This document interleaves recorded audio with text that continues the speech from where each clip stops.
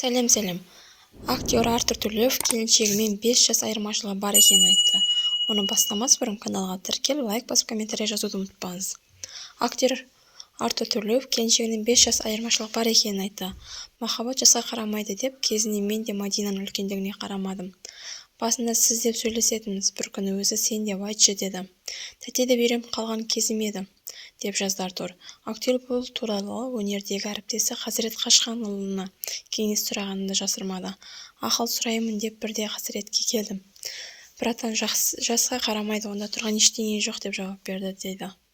Артурдың бұл жазбаның астына келіншегі Мадина құпиямызды ашып қойдың ғой деп пікір қалдырды. Соңына дейін тыңдағандарыңызға көп рахмет. Лайк басып, комментарий жазып, каналға тіркелуді ұмытпаңыз. Шоу-бизнес жаңалықтары әрқашан сіздерге жаңалықтарды ең бірінші жеткізіп отыратын болады. Махаббат жасқа қарай ма? Сіз үшін қалай? Пікіріңізді комментарийға жазуды ұмытпаңыздар.